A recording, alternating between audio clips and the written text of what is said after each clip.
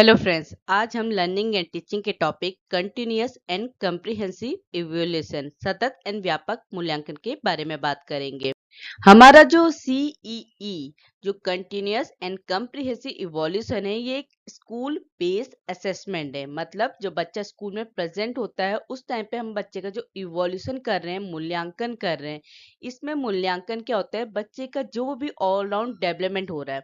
मतलब बच्चा academic areas में, नॉन एकेडमिक एरियाज में किस तरीके से विकास कर रहा है, इस चीज के मूल्यांकन को हम किससे कर रहे हैं, कौन सी मेथड से कर रहे हैं, कंटिन्यूअस एंड कम्प्रिहेंसिव इवोल्यूशन। क्योंकि इवोल्यूशन का काम क्या है, बच्चे का मूल्यांकन करना। सिर्फ और सिर्फ ये नहीं जानना कि बच्चा पढ़ाई में कितना बेहतर हो रहा है। जो नॉन एकेडमिक एरियाज होते हैं, नॉन एकेडमिक एरियाज कौन कौन से होते हैं, जैसे बच्चा खेलने में कितना अच्छा है, उसके अंदर कितनी क्रिएटिविटी है, वो कितना एक्टिवली परफॉर्म कर रहा है, तो ये सारे के सारे हमारे नॉन एकेडमिक एरियाज में आते हैं। तो बच्चा जो भी हमारे स्कूल बेस्ड असेसमेंट में हम क्या कह रहे हैं, सी क्या है, स्कूल आधारित मूल्यांकन है, जिसमें बच्चे के सभी पहलुओं को, सारे एस्पेक्ट को क्या कर रहे हैं, हम इवोल्यूट कर रहे हैं, उसका मूल्यांकन कर रहे हैं। अब हमारी जो सीईई है, वो मूल्यांकन करने के साथ ही साथ क्या करती है, बच्चे की हेल्प करती है। क्या करने में, कि जब क्या होता है, बच्चे का एकेडमिक सेशन स्टार्ट होता है, तो बच्चा अपनी जो उसकी लर्निंग डिफिकल्टीज हैं, जो उसको सीखने में कठिनाई हो रही है, उसको क्या करता है, रेगुलर इंटरवल में क्या होता है, एक समय अंतराल में बच्चे की क्या कहते हैं, जो भी बच्चा लर्निंग डिफिकल्टीज फेस कर रहा है उसको क्या करते हैं, एक तो आइडेंटिफाई करता है, और आइडेंटिफाई करने के बाद उसके क्या करता है, रेमेडियल मेजर करता है, कि वो कौन से रेमेडियल मेजर यूज करे, कौन से उपचारात्मक उपाय करें, जिससे क्या करे, बच्चे की जो परफॉर्मेंस है, जो उसकी लर्निंग परफॉर्मेंस है, उसको बेहतर किया जा सके। तो एक तो सीई क्या करती है, मूल्यांकन करती है बच्चे के ऑल राउंड डेवलपमेंट का, और दूसरा क्या, कि वो हेल्प करती है बच्चे की एक तो लर्निंग डिफिकल्टीज को आइडेंटिफाई करना, उसकी पहचान करना कि बच्चा किस तरीके की कठिनाइयों को फेस कर रहा है अपनी सीखने के दौरान। ठीक है, दूसरा वो जो डिफिकल्टीज को आइडेंटिफाई करने के लिए, पहचान करने के बाद उनका क्या करना, उसका उपचार करना, कि किस तरीके से वो जो डिफिकल्टीज फेस कर रहा है उनको क्या करे, दूर किया जाए, और जिससे बच्चे का क्या हो, एक बच्चा अपना बेहतर परफॉर्मेंस दे सके। तो सी हेल्प करता है इस एरियाज में।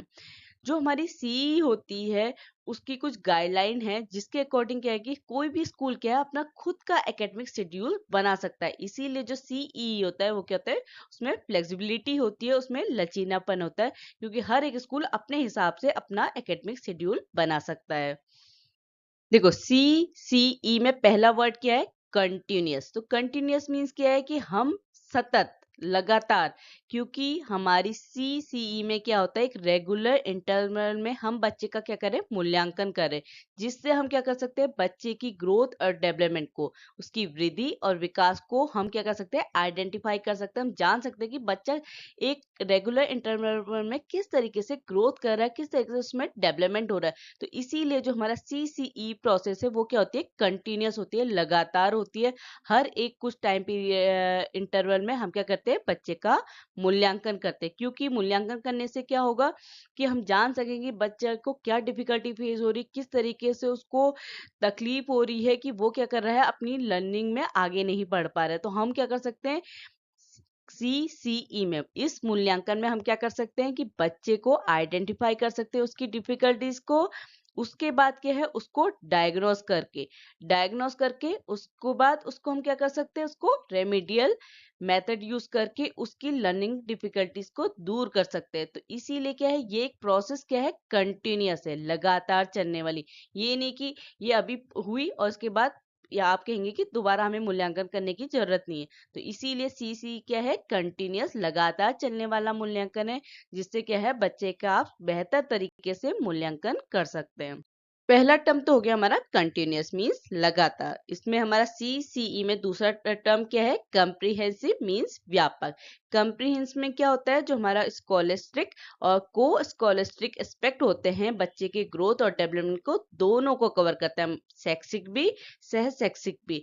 क्योंकि हमारा सीसीई में क्या होता है, बच्चे के ऑल राउंड डेवलपमेंट को, बच्चे की किस चीज का मूल्यांकन हो रहा है, ऑल राउंड डेवलपमेंट का, सिर्फ उसके एकेडमिक एरियाज का नहीं, नॉन एकेडमिक एरियाज का भी क्या हो रहा है, मूल्यांकन हो रहा है। इसीलिए सीसीई में पहला टर्म तो क्या बता रहा है, कंटिन्यूअस, और दूसरा क्या है, कंप्रिहेंसिव। कंप्रिहेंसिव का काम क्या है कि बच्चे के ऑल राउंड डेवलपमेंट की टेक केयर करना है, या उसका ख्याल रखना कि सीसी में क्या लगातार करना है, और सॉरी सी में क्या करना है, सॉरी कंटिन्यूअस में क्या करना है, लगातार, और दूसरे सेकंड सी में क्या है, कंप्रिहेंसिव, मतलब ऑल राउंड डेवलपमेंट। तो सीसीई में क्या होता है, बच्चे का कंटिन्यूअस एंड कंप्रिहेंसिव इवोल्यूशन होता है, लगातार और व्यापक तरीके से बच्चे का मूल्यांकन किया जाता है। जो हमारी सीसीई होती है, इसमें क्या है कि जो हमारे एजुकेशनल डोमेन होते हैं, एजुकेशनल डोमेन्स कौन कौन से होते हैं, cognitive, affective and psychomotor domains.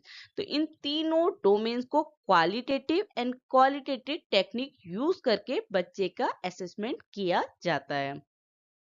C scheme में क्या था कि इसने ये इस बात पे फोकस थी कि ये क्या करे, बच्चे के टैलेंट को आइडेंटिफाई करे और साथ ही साथ उसको एम्पावर करे। बच्चे की जो लर्निंग डिफिकल्टीज है उनको जाने, उसके टैलेंट को जाने कि वो कितना बेहतर कर सकता है, क्योंकि वो सिर्फ एकेडमिक एरियाज में भी नहीं हो रहा है, नॉन एकेडमिक है। तो जरूरी नहीं कि बच्चा पढ़ाई में अच्छा है तो वो दूसरी चीज में अच्छा नहीं है। तो उसके टैलेंट को आइडेंटिफाई करे, उसकी प्रतिभा की पहचान करे, साथ ही साथ उसको सशक्त बनाए। तो इस बात पे सीई का मेन फोकस था। उसने क्या रिकमेंडेड की, किस बात की सिफारिश की कि 5 पॉइंट रेटिंग स्केल होना चाहिए। कि आप बच्चे के टैलेंट को आइडेंटिफाई करें तो उसको किस स्केल पे आइडेंटिफाई करें, 5 पॉइंट रेटिंग में। जो सीबीएसई है वो क्या रिकमेंडेड करती है कि जो पास और फेल सिस्टम है प्राइमरी क्लास में, मतलब जो छोटे बच्चे हैं, प्राथमिक कक्षाएं हैं, उसमें जो पास और फेल का सिस्टम है उसको क्या करना चाहिए, खत्म करने की सिफारिश करता है सीबीएसई। जो हमारे सीसी है, मतलब कि जो हम कंटिन्यूअस एंड कंप्रिहेंसिव इवोल्यूशन कर रहे हैं, उसमें क्या है कि जो 9वीं के बच्चे हैं उनका क्या होना चाहिए, 2 एरिया में असेसमेंट होना चाहिए। वो एरियाज क्या है, स्कॉलस्टिक और को स्कॉलस्टिक।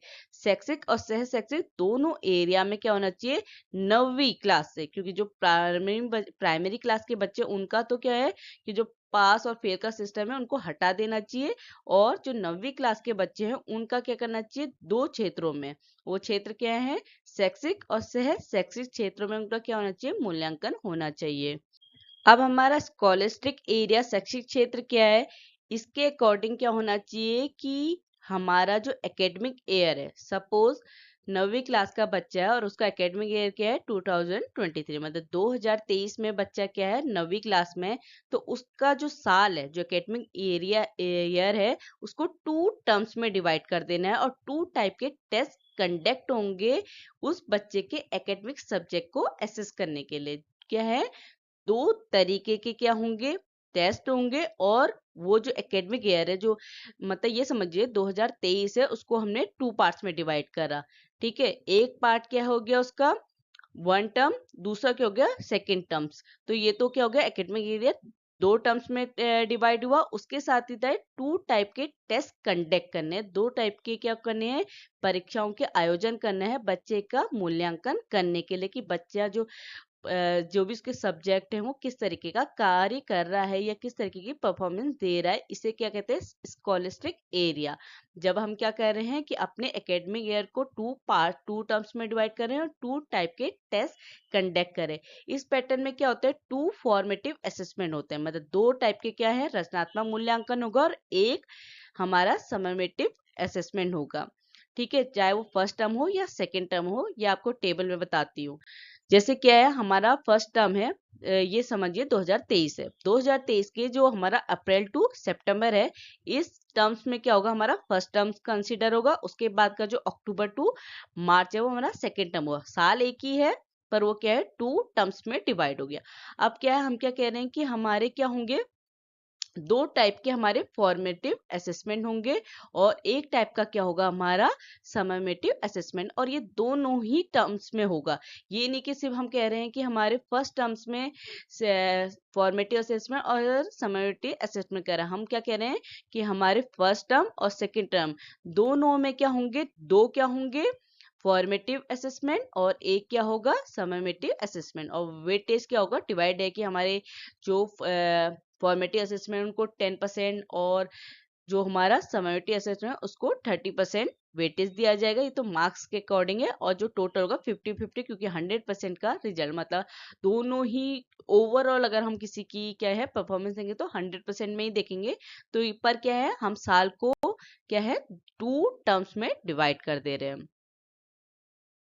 अब समझते हैं हम फॉर्मेटिव असेसमेंट, रचनात्मक आकलन। जो हमारा रचनात्मक आकलन होता है, इसमें टीचर क्या करता है, कंटिन्यूअसली मॉनिटर करता है बच्चे की प्रोग्रेस को, मतलब बच्चा किस तरह से प्रगति कर रहा है, टीचर उसमें लगातार नजर रख रहा है। ये नहीं कि टीचर ने पढ़ाया और वो क्या कर रहा है, जब उसका टर्म्स कंप्लीट हो रहा है उसके बाद बच्चे की प्रोग्रेस को मॉनिटर कर रहा है या उसका मूल्यांकन कर रहा है। हमारे फॉर्मेटिव असेसमेंट क्या होता है, लगातार बच्चे की प्रोग्रेस को मॉनिटर किया जाता है। इस असेसमेंट में क्या होता है कि जैसे कैसे आप ले सकते हैं बच्चे की मूल्यांकन कैसे कर सकते हैं बच्चे का, जैसे क्विज से, कन्वर्सेशन से, oral testing, class test, class work, homework, इन तरीकों से आप बच्चे का मूल्यांकन कर सकते हैं। इसमें क्या है, टीचर फ्री होता है कि वो कितने भी फॉर्मेटिव टेस्ट ले सकता है। पर क्या है कि जब आपका रिजल्ट बनेगा या आप कह रहे हैं कि आपका जो सेशन है वो कंप्लीट होगा, उसमें सिर्फ और सिर्फ क्या होंगे, 4 फॉर्मेटिव टेस्ट ही कंसीडर किए जाएंगे। ये नहीं कि आपने जितने की फॉर्मेटिव टेस्ट बच्चों के लिए हैं वो सब कंसीडर होंगे, सिर्फ और सिर्फ 4 फॉर्मेटिव टेस्ट क्या होंगे, आपके कंसीडर किए जाएंगे जब आपका एकेडमिक सेशन पूरा होगा। पर नंबर ऑफ ये है कि फॉर्मेटिव टेस्ट के लेने के लिए टीचर फ्री है कि वो बच्चों से क्विज कर सकता है, कन्वर्सेशन करता है, कितने भी क्विज और कन्वर्सेशन करता है। पर जब रिजल्ट लिखने की बात आएगी तो सिर्फ और सिर्फ 4 फॉर्मेटिव टेस्ट ही वो बच्चे के असेसमेंट में लिख सकता है। जो ये फॉर्मेटिव असेसमेंट ले रहे हैं हम बच्चे का, वो क्या करेगा, उसके ग्रेड को रिफ्लेक्ट करेगा, उसमें आपको दिखाई देगा कि बच्चे का प्रदर्शन किस तरीके का है।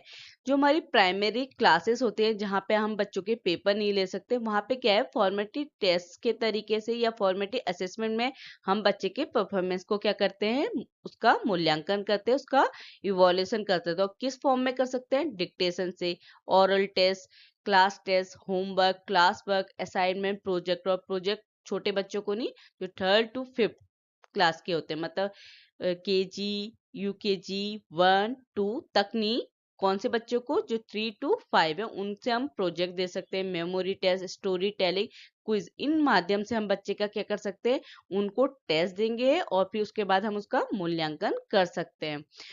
जो क्या है कि हमारे ये टेस्ट हैं, ये जब बच्चे के एक रेगुलर पीरियड्स में ले रहे हैं, क्योंकि हम क्या करते हैं, जो हमारा CCE के थ्रू हम बच्चे का क्या है, एक रेगुलर इंटरवल में बच्चे का असेसमेंट कर रहे हैं। हमारा यह है कि कुछ कुछ इंटरवल में हम बच्चे का असेसमेंट करें कि बच्चे की परफॉर्मेंस कैसी है। तो जब भी टीचर क्या है कि बच्चे का असेसमेंट कर रही है, तो उसके लिए वो बच्चे को टाइम और डेट क्या है पहले से ही बता दे। ये हमारा सब किस में आता है, फॉर्मेटिव असेसमेंट में, कि जिसमें क्या है कि बच्चे का कंटिन्यूअसली असेसमेंट होता है और जो टीचर है वो फ्री है कितने भी टेस्ट लेने के लिए, पर वो क्या है, टाइम और डेट पहले से ही बताएगा जब वो असेसमेंट करने वाला होगा। सेकेंड असेसमेंट हमारा सममेटिव असेसमेंट। सममेटिव मीन्स क्या होता है, योगात्मक। जब हम क्या कह रहे हैं कि बच्चे का जब पूरे का पूरा टर्म कंप्लीट हो गया, तब हम बच्चे का क्या करें, असेसमेंट करें, मूल्यांकन करें। जब क्या है, उसका एकेडमिक सेशन का, ये कहिए कि उसका टर्म कंप्लीट हुआ या कोई यूनिट कंप्लीट होगी, तब जब हम बच्चे का मूल्यांकन करते हैं उसे हम कहते हैं सममेटिव असेसमेंट। इसीलिए ये जो हमारा असेसमेंट है, ये क्या होता है, जब कोई टर्म कंप्लीट हो रहा है तो हम बच्चे को इंटरनली, बच्चे का आंतरिक रूप से क्या करते हैं, हम सममेटिव असेसमेंट करते हैं। इसमें हम पेपर और पेन के थ्रू, मतलब कोई भी टेस्ट देंगे तो उसमें बच्चा पेपर और पेन यूज करके उन क्वेश्चन को सॉल्व करेगा। तो इसके थ्रू हम क्या कर रहे हैं, सममेटिव असेसमेंट कर रहे हैं। क्योंकि फॉर्मेटिव असेसमेंट में क्या होता है, बच्चे, हम ये जो फॉर्मेटिव असेसमेंट है नॉर्मली किन के लिए यूज किया जाता है, जो छोटे बच्चे होते हैं जिनके पेपर नहीं होते, जिनको परफॉर्मेंस के बेस में जिनको क्या मिलती है, प्रोग्रेस की जाती है और उनको नेक्स्ट क्लास में प्रमोट किया जाता है। तो वहां पे क्या किया जाता है, फॉर्मेटिव असेसमेंट छोटे छोटे बच्चों का, जहां पे उन्हें रेगुलरली क्या किया जाता है, जाता है, ऑब्जर्व किया जाता है। और सममेटिव असेसमेंट में क्या होता है, जब बच्चे को कोई चीज पढ़ाई जा रही है उसके बाद उसका पेपर और पेन के थ्रू, मतलब आप उनको एक क्वेश्चन पेपर देंगे, उसके बाद बच्चे पेपर सॉल्व करेंगे, उसके माध्यम से आप बच्चे का मूल्यांकन कर रहे हैं। और ये मूल्यांकन क्या होता है, जब हमारा टर्म कंप्लीट होता है, जब हमारा सेशन ओवर होता है, तब ये मूल्यांकन किया जाता है। और ये जो हमारा सममेटिव असेसमेंट है, ये हमारा क्या है, किसी भी साल में 2 बार, जो हम नहीं कहते हाफ ईयरली और ईयरली एग्जाम, तो इसी तरीके से जो हमारा सममेटिव असेसमेंट है वो साल में 2 बार लिया जाता है। ठीक है। तीसरी हमारी मूल्यांकन है ग्रेडिंग के थ्रू। इसमें क्या होता है कि जो बच्चे के मार्क्स हैं, या हम कह रहे हैं कि उसका जो असेसमेंट हो रहा है वो ग्रेडिंग के फॉर्म में हो रहा है। आप ग्रेड के थ्रू बच्चे को बता रहे हैं कि बच्चे को ए मिलेगा, बी मिलेगा, सी मिलेगा, डी मिलेगा या एफ मिलेगा। तो इसके थ्रू आप बच्चे की ग्रेडिंग कर रहे हैं, या आप इस तरीके से मूल्यांकन कर रहे हैं ग्रेड की फॉर्म में, जहाँ पे बच्चे को मार्क्स नहीं मिल रहे हैं। उनके जो भी मार्क्स हैं उनको आप ग्रेड की फॉर्म में, मतलब लेटर ग्रेड यूज कर रहे हैं या आप कोई भी ग्रेडिंग मेथड यूज कर रहे हैं, उसके थ्रू आप बच्चे का क्या करेंगे, मूल्यांकन करेंगे। जो ओवरऑल असेसमेंट होता है कौन सी क्लास के, जो हमारी सेकेंडरी क्लास होती है, कौन सी, जो 9th और 10th क्लास होती है, उसमें कौन सा स्केल यूज होता है, 1 पॉइंट का स्केल यूज होता है। और जो हमारी मिडिल क्लास होती है, जो हमारी 6ठी से 8वीं क्लास होती है, उसमें 7 पॉइंट स्केल यूज होता है। और जो हमारी प्राइमरी क्लासेस होती हैं 1 to 5, उसमें 5 पॉइंट स्केल यूज होता है। ये भी किसके लिए, ग्रेड के लिए, मतलब आप बच्चे को किस बेसिस में क्या ग्रेड दे रहे हैं, ये बता रहे हैं। कि हम क्या कह रहे हैं, जो हमारी 9वीं और 10वीं क्लास में बच्चे को, उनको सिर्फ 1 पॉइंट का ग्रेड होगा, कि उनको आप एक ग्रेड देंगे, उनका सिर्फ एक ही ग्रेड से पता चलेगा। ठीक है। जो हमारी मिडिल क्लास है, जो हमारी 6ठी, 7वीं और 8वीं क्लास है, उसमें कौन सा स्केल यूज होता है, हम 7 पॉइंट स्केल। और प्राथमिक कक्षा में 5 पॉइंट स्केल। अभी हम समझते हैं कि वो किस तरीके से मैं जो बोल रही हूँ कि हम 5 पॉइंट स्केल यूज करते हैं प्राइमरी क्लासेस में, वो भी मैं आपको चार्ट के थ्रू बताती हूँ कि वो कैसे हम करेंगे, कौन सा पॉइंट स्केल है जो ग्रेड में यूज करते हैं। क्योंकि यहाँ पे क्या है, जो ग्रेडिंग, जब आप बच्चे का असेसमेंट मूल्यांकन कर रहे हैं ग्रेडिंग मेथड से, तो वहाँ पे क्या होगा, जो हमारा रिपोर्ट कार्ड है वहाँ पे बच्चे के मार्क्स नहीं लिखे होंगे, वहाँ पे बच्चे के ग्रेड लिखे होंगे। ठीक है। तो ये ग्रेडिंग सिस्टम किस तरीके से होगा, जो हमारी प्राइमरी क्लास है से होती है, जो 1 to 5 होती है, वहां पे हम क्या कह रहे हैं, 5 पॉइंट स्केल ग्रेड हो रहा है। तो ग्रेड क्या है कि वो कौन कौन से हो सकते हैं 5 पॉइंट के, A+, A, B, C, D। ठीक है। A+ क्या है, जो बच्चा आउटस्टैंडिंग काम करेगा, जिसके मार्क्स, ये क्या है, ये 90 to 100 क्या है, बच्चे के मार्क्स, की बच्चे के जब 90 to 100 रेंज में मार्क्स आएंगे तो बच्चे को क्या मिलेगा, A+, मतलब उसने कैसा काम किया, आउटस्टैंडिंग। तो उसके रिपोर्ट कार्ड में क्या लिखा होगा, A+। वैसे एक्सीलेंट में A, वेरी गुड में B, सी में सॉरी गुड में C, और कैन डू बेटर में D। तो इस तरीके से जो 5 पॉइंट स्केल हम कौन सी क्लास के लिए यूज करें, प्राइमरी क्लासेस के लिए। ठीक है। दूसरा हमारा सेकेंडरी क्लास है, जो हमारी 6, 7 और 8 में, जिसमें हम कितने पॉइंट का स्केल यूज करते हैं, 9 पॉइंट का। और 9 पॉइंट कौन से ग्रेड में, जो हमारे 10, 9, 8, ये कितने पॉइंट है, 9 पॉइंट है। और उसमें ग्रेड कैसे दी जाएगी, जैसे अगर बच्चे के क्या होंगे, 91 to 100 मार्क्स होंगे, तो उसको क्या ग्रेड मिलेगी, A1। जैसे हमने 5 पॉइंट स्केल में क्या यूज किया, A+, A, B, C। पर यहाँ पे क्या है, अगर बच्चे के क्या है, 91 to 100 मार्क्स आएंगे, कौन से ग्रेड पॉइंट में, 10 पॉइंट में, तो बच्चे को A1 मिलेगी। दूसरे अगर 81 to 90 आएंगे तो A2। इस तरीके से हम बच्चे को मार्क्स देंगे, या सॉरी, इस तरीके के अगर बच्चे के मार्क्स आएंगे तो इस तरीके से हम बच्चे को ग्रेड देंगे। तो 9 पॉइंट स्केल हमारे 6, 7 और 8 क्लास के लिए, 5 पॉइंट स्केल जो प्राइमरी क्लासेस होती हैं, और जो हमारी बड़ी क्लासेस होती है वहां पे सिर्फ 1 पॉइंट का स्केल यूज करते हैं, जिसमें अगर मास्टरी ग्रेड यूज हो रहे हैं तो सिर्फ M लिख के बच्चे को मास्टर का रिजल्ट देंगे ग्रेड के फॉर्म में। दूसरा एरिया आता है हमारा को स्कॉलस्टिक से है शैक्षिक। इस एरिया में क्या होता है कि जब बच्चे का पूरा साल कंप्लीट हो जाता है, यहाँ पे हम टर्म्स पे बच्चे का असेसमेंट नहीं कर रहे हैं, मूल्यांकन नहीं कर रहे हैं, हम क्या कर रहे हैं, जब उसका शैक्षिक सत्र या उसका सेशन पूरा हो जाएगा, उसके बाद हम बच्चे का क्या करेंगे, मूल्यांकन करेंगे। और कौन से ग्रेडिंग स्केल पे, 5 पॉइंट ग्रेडिंग स्केल में बच्चे का मूल्यांकन करेंगे। जो हमारा को स्कॉलस्टिक एरिया है, इसमें कौन कौन से एरियाज इंक्लूडेड होते हैं, वो जानते हैं। पहला हमारा क्या है, लाइफ स्किल, कि बच्चे के, क्योंकि हम क्या कह रहे हैं, बच्चे का ओवरऑल डेवलपमेंट जानना है, सिर्फ और सिर्फ बच्चे की पढ़ाई नहीं, उसके अलावा भी जानना है कि बच्चे का किस तरीके से ग्रोथ और डेवलपमेंट हो रहा है। तो को स्कॉलस्टिक एरिया कौन कौन से वो समझते हैं। पहला लाइफ स्किल, जिसमें कौन कौन से आते हैं, thinking, social and emotional skills, सोच, सामाजिक और भावनात्मक कौशल। दूसरा हमारा को करिकुलर एक्टिविटीज, जैसे क्या है, creative skills, scientific skills, visual, performing arts, leadership, organisational skills. ये जितने भी कि बच्चा किस तरीके से जो को करिकुलर एक्टिविटीज कर रहा है अपने, उसको उसका मूल्यांकन करना किस में आता है, कौन से एरियाज में आता है, को स्कॉलस्टिक एरियाज में, कि बच्चा किस तरीके की क्रिएटिव स्किल्स है बच्चे में, किस तरीके बच्चा अपनी आर्ट को परफॉर्म कर रहा है, ये सब। तीसरा कौन सा एरिया, जो हमारे हेल्थ और फिजिकल एजुकेशन में आते हैं, उसमें क्या, जैसे बच्चा स्पोर्ट्स में कैसा है, एनसीसी में, डांस में, गार्डनिंग में, ये सारे एरियाज किस में आते हैं, हेल्थ और फिजिकल एजुकेशन में। तो इन एरियाज में बच्चे का मूल्यांकन करके हम बच्चे की ग्रोथ और डेवलपमेंट को समझ सकते हैं। अब समझते हैं सीसीई के ऑब्जेक्टिव, क्या उद्देश्य है हमारे सीसीई के। जो हमारी सीसीई है, ये कॉग्निटिव स्किल्स, संज्ञानात्मक कौशल के विकास को प्रोत्साहित करने और सीखने पर जोर देती है, कि बच्चा क्या है, अपने कॉग्निटिव स्किल्स को क्या करे, डेवलप करे, और उससे क्या करे, कुछ ना कुछ सीखे।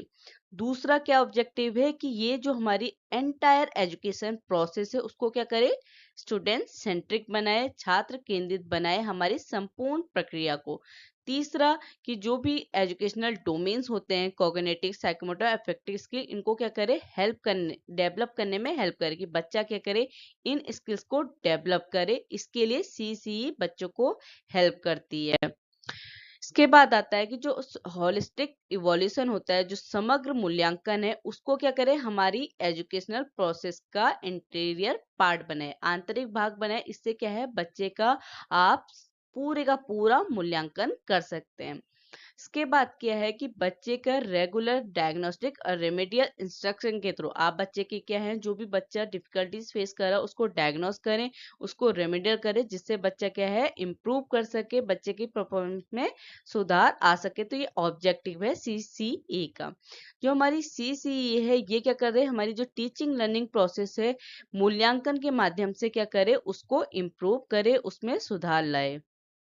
अब समझते हैं कैरेक्टरिस्टिक्स ऑफ सीसीई, इसकी क्या क्या विशेषताएं। अब आप समझ ही गए हैं, सीसीई है वही उसकी विशेषताएं होती है, कैरेक्टरिस्टिक होती है। जैसे क्या है, कि जो सीसीई है वो स्कॉलिस्टिक और कोस्टलिस्टिक एरिया दोनों को कवर करता है, दोनों का मूल्यांकन करता है, चाहे वो शैक्षिक हो या सहशैक्षिक हो, दोनों क्षेत्रों को कवर करता है हमारा सीसीई। इसमें दो टाइप के हमारे मूल्यांकन शामिल होते हैं। पहला फॉर्मेटिव असेसमेंट, जिसमें क्या होता है, ये साल में 4 टाइम्स होता है, क्योंकि अभी हमने क्या पढ़ा, कि हमारे फॉर्मेटिव असेसमेंट में टीचर्स क्या है, बहुत सारे असेसमेंट करने की फ्री है, छूट है उसको, पर क्या है, जब हम अपना रिजल्ट बनाएंगे तो सिर्फ 4 फॉर्मेटिव असेसमेंट ही क्या होंगे, उसको कंसिडर करेंगे, जो कितना वेटेज कैरीज करता है, 40%। जो हमारा दूसरा असेसमेंट है सममेटिव, उस ये क्या है, साल में 2 बार आता है, हाफ ईयरली और ईयरली में, मतलब जो एग्जाम होते हैं हाफ ईयरली और ईयरली एग्जाम के थ्रू होते हैं। ये कितना वेटेज कैरीज करता है, 60%। 40% हमारा फॉर्मेटिव असेसमेंट और 60% हमारा सममेटिव असेसमेंट, तो टोटल कितना हो गया, 100%। तो हम क्या कह रहे हैं, कि जो हमारा सीसीई होता है, इसमें हमारा 2 तरीके से मूल्यांकन होता है, एक तो फॉर्मेटिव, दूसरा सममेटिव।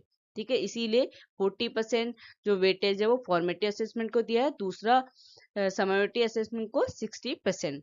ये क्या है, कि जितने भी हमारे एस्पेक्ट होते हैं बच्चे के डेवलपमेंट को, उन सब का मूल्यांकन करता है हमारा सीसीई। ये सब इनके क्या है, कैरेक्टरिस्टिक विशेषता है, जो हमने अभी तक समझी, कि सीसीई में जो भी होता है वही उसके क्या है, विशेषताएं हैं। इसके बाद चौथा पॉइंट है, कि ये इसमें क्या होता है, जो एकेडमिक टर्म्स होते हैं 2 टर्म्स में डिवाइड होते हैं, 2 भागों में विभाजित होता है हमारा एकेडमिक टर्म, फर्स्ट टर्म और सेकंड टर्म्स। जो सीसीई है वो क्या करता है, एब्सोल्यूट ग्रेडिंग की एडवोकेट करता है। वो क्या कहता है, कि जो हमें अपना मूल्यांकन करना है वो ग्रेडिंग के फॉर्म में करना चाहिए। इस बात पे जोर देता है हमारा कंटिन्यूअस एंड कम्प्रिहेंसिव इवोल्यूशन। अब समझते हैं एडवांटेज ऑफ सीसीई कि हमारे सीईसी किस तरीके से उपयोगी है। तो इसका सीसीई मीन्स क्या है? Continuous and comprehensive evolution. ये इसका सो मेन एडवांटेज है, क्योंकि ये इस इवोल्यूशन में क्या होता है, बच्चे का कंटिन्यूअसली और कंप्रिहेंसिव तरीके से बच्चे का मूल्यांकन किया जा रहा है, क्योंकि यहाँ पे बच्चे का लगातार मूल्यांकन किया जा रहा है और व्यापक तरीके से बच्चे के ऑल राउंड डेवलपमेंट, वो स्कॉलिस्टिक और को स्कॉलिस्टिक एरिया दोनों में बच्चे का मूल्यांकन किया जा रहा है। तो ये इसका मेन एडवांटेज है। जो हमारा सीसीई है, ये बच्चे के स्ट्रेस को कम करने में हेल्पफुल होती है। हमारी सीसीई में क्या होता है कि हम रेगुलर इंटरवल में बच्चे का असेसमेंट कर रहे हैं थ्रू फॉर्मेटिव असेसमेंट। तो इसमें क्या होता है, आप बच्चे की जो भी लर्निंग डिफिकल्टीज है उनको आइडेंटिफाई कर सकते हैं, पता कर सकते हैं, क्योंकि आप रेगुलर इंटरवल में बच्चे का असेसमेंट कर रहे हैं। दूसरा है कि आपको, क्योंकि इसमें फॉर्मेटिव असेसमेंट होता है, फॉर्मेटिव असेसमेंट में आप बच्चे को फीडबैक देते हैं, बताते हैं कि उसमें क्या किस तरीके की कमी है और किस तरीके से उसको इम्प्रूव कर सकता है। तो सीसी क्या है, फीडबैक के माध्यम से बच्चे को रेमेडी देके कि ये बता के कि वो किस तरीके से अपनी परफॉर्मेंस को सुधार करता है, इसमें भी हेल्प करता है। तीसरा है कि ये क्या करता है, जो varieties of teaching ads and technique है, जो भी हमारी शिक्षण की सहायताएं और टेक्निक है, उनका उपयोग करके बच्चे को इनकरेज कर सकता है कि बच्चा क्या करे, लर्निंग करे, बच्चा कुछ सीखे। चौथा है कि यहाँ पे क्या होता है, जो हमारी लर्निंग प्रोसेस है, क्योंकि हमारा सी क्या होती है, चाइल्ड सेंटर्ड होती है, स्टूडेंट सेंट्रिक होती है, बच्चे पे आधारित होती है। तो यहाँ पे क्या होता है, जो हमारी लर्निंग प्रोसेस होती है, सीखने की प्रक्रिया होती है, उसमें हमारा लर्नर इन्वॉल्व होता है, हमारा शिक्षार्थी क्या होता है, शामिल होता है। इससे क्या होती है, लर्निंग प्रोसेस ईजी होती है, बच्चा आसानी से सीख पाता है। इसके बाद आता है कि यहाँ पे क्या है, टीचर क्या है, बहुत सारी इवोल्यूशन मेथड यूज कर सकता है बच्चे के इवोल्यूशन में, क्योंकि यहाँ पे आप रिटन टेस्ट के अलावा, चाहे वो ओरल टेस्ट हो या आप उससे डिबेट के थ्रू या आप उनको सिर्फ ऑब्जर्वेशन से यूज कर रहे हैं, तो इन सारी इवोल्यूशन मेथड यूज करके आप बच्चे का मूल्यांकन कर सकते हैं। तो यहाँ पे एक फिक्स, आप ये नहीं है कि आप रिटन टेस्ट के थ्रू ही बच्चे का मूल्यांकन करें, और बहुत सारी जो इवोल्यूशन मेथड है उनका उपयोग कर सकते हैं बच्चे के मूल्यांकन के लिए। इसके बाद है कि ये जो मेथड होती है हमारी सीसी, ये क्या होती है, बच्चे को सीखने के लिए प्रेरित करती है, मोटिवेट करती है कि बच्चा क्या करे, लर्निंग करे, क्योंकि ये क्या है, चाइल्ड सेंटर्ड है। तो बच्चे को ध्यान रखा जाता है, बच्चे पे केंद्रित रहती है हर बार कि किस तरीके से बच्चे की ग्रोथ और डेवलपमेंट बेहतर तरीके से हो। तो इसलिए क्या होती है, इस बच्चे की जो लर्निंग हो रही है वो एक फ्रेंडली एनवायरनमेंट में होती है, बच्चे को सीखने के लिए प्रेरित किया जाता है। इसके बाद जो भी एग्जामिनेशन पीरियड के टाइम पे बच्चे को जो स्ट्रेस होता है, जो एंजाइटी होती है, उसको भी ये रिड्यूस करने में हेल्प करती है, क्योंकि ऑब्वियस सी बात है, यहाँ पे आपका पहले ही क्या है, असेसमेंट में जो फॉर्मेटिव असेसमेंट 40% वेटेज वहीं पे दे दिया, और वो क्या है, आपको टीचर बता रही है और बहुत छोटे छोटे पोर्शन में आपका असेसमेंट हो रहा है। और क्योंकि अगर आप पूरे का पूरा आपको बुक एक साथ बताने के लिए कही जाए या आपको उसका पेपर दिया जाए, तो थोड़ा टफ होता है। तो यहाँ पे क्या है, आपके स्ट्रेस को कम करने के लिए आपका असेसमेंट रेगुलर इंटरवल में हो रहा है और टीचर आपको पहले ही बता रही है, तो आपको क्या है, पहले से पता है कि आपको इतना पोर्शन पढ़ना है, तो उससे क्या, आपका जो स्ट्रेस है, जो आपकी एंजाइटी है, वो भी क्या होगी, कम होगी। अब बात करते हैं ड्रॉबैक ऑफ सी कि सी में क्या क्या कमियां है। पहला, इसका जो बिगेस्ट डिसएडवांटेज है वो क्या है कि यहाँ पे ग्रेडिंग सिस्टम यूज करते हैं, और ग्रेडिंग सिस्टम में क्या होता है, जब हम कहते हैं 91 टू 100 मार्क्स आ रहे हैं, तो बच्चे को क्या ग्रेड दे रहे हैं, ए। अगर बच्चा क्या है कि कोई बच्चे के क्या है 91 मार्क्स आए हैं और किसी के 96 आए हैं, पर ग्रेड क्या है, सेम है। तो इससे क्या होता है कि जो बच्चे हायर मार्क्स ला रहे हैं, जो ज्यादा ला रहे हैं, उनके लिए क्या होता है, अनफेयर हो जाता है, क्योंकि यहाँ पे क्या है, सब बच्चों को सेम ग्रेड मिले। तो ये इसका एक ड्रॉबैक समझ लीजिए कि यहाँ पे क्या है, जो ज्यादा मार्क्स ला रहे हैं उनके लिए अनफेयर हो जाता है ये ग्रेडिंग सिस्टम। दूसरा क्या है कि जो रिकॉर्डिंग असेसमेंट होता है वो यूनिफॉर्म मॉडल में नहीं है, कि हर एक जगह पे एक समान तरीके से रिकॉर्डिंग असेसमेंट हो रही है। तीसरा जो ड्रॉबैक है हमारा सीसी का, यहाँ पे जो रिपोर्ट होती है वो कम से कम क्या होती है, 6 से 7 पन्नों की होती है, क्योंकि यहाँ पे क्या है, आप बच्चे का पूरा परफॉर्मेंस को लिख रहे हैं उसे बताने के, तो वो क्या होती है, जो रिपोर्ट बनती है वो जनरली 6 से 7 पेज की होती है। इसके बाद है कि हम कह रहे थे, हमने एडवांटेज क्या बोला कि बच्चे को स्ट्रेस को कम करने में हेल्पफुल होती है। वो एग्जामिनेशन के रिस्पेक्ट में तो स्ट्रेस को कम करने वाली होती है, रिड्यूस करने वाली होती है, पर प्रोजेक्ट वर्क, अगर हम क्या कहते हैं कि जो प्रोजेक्ट वर्क मिलता है हमारे सीसीई में बच्चों को, वो क्या है, उसमें बच्चे कभी कभी क्या है स्ट्रेस को फेस करते हैं। तो किस में फेस करें बच्चे स्ट्रेस को, जो प्रोजेक्ट वर्क मिलता है तो बच्चे कभी कभी उसमें उनको तनाव का सामना करना पड़ता है। इसके बाद जो मैनुअल जनरेशन होता है रिपोर्ट का, क्योंकि हम इसमें क्या है हाथों से लिख रहे हैं बच्चे के लिए, कुछ नहीं कि सीधे मार्क्स चढ़ाए, क्योंकि यहाँ पे बच्चे का क्या हो रहा है, जो छोटे बच्चे हैं उनका तो आप असेसमेंट क्या कर रहे हैं, जब आपने बच्चे से कुछ पूछा और फिर आपने उसको लिखा, उसकी रिपोर्ट तैयार करी, तो यहाँ पे क्या है टाइम लगता है। आप बच्चे की परफॉर्मेंस को जब हाथों से लिखते हैं, मैनुअली कोई रिपोर्ट तैयार करते हैं, तो इसमें टाइम कंज्यूम होता है। तो ये हमारा सीसीई का क्या है, ड्रॉबैक है। अगर आपको मेरा कंटेंट समझ में आए तो please like, share and subscribe. Thank you.